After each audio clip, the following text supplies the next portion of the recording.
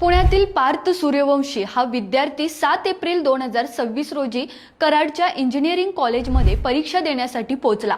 मात्र केवळ 5 मिनिटे उशीर झाल्यामुळे त्याला परीक्षेला बसू देण्यात आलं नाही आणि त्याला परत जावं लागलं. वर्ष वाया जाणार की काय हीच मोठी चिंता त्याच्या मनात होती. याच वेळी पार्थने संपर्क साधला रयत विद्यार्थी विचार मंचचे पश्चिम महाराष्ट्र प्रभारी अध्यक्ष अक्षय चव्हाण यांच्याशी.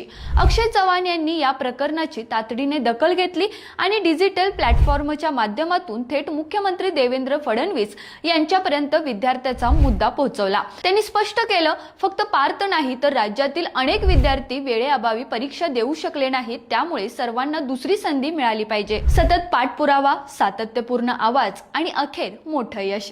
सीईटी सेलने 24 एप्रिल 2026 पासून स्पेशल रजिस्ट्रेशन विंडो सुरू करण्याचा निर्णय घेतला आहे.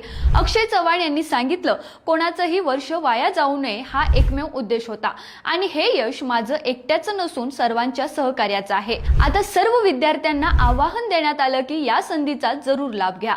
रोकटोक महाराष्ट्र न्यूज तुमच्यासाठी लढणार, तुमच्यासाठी बोलणार. रोकटोक महाराष्ट्राला सबस्क्राईब करा आणि बेल आयकॉनवर क्लिक करायला विसरू नका.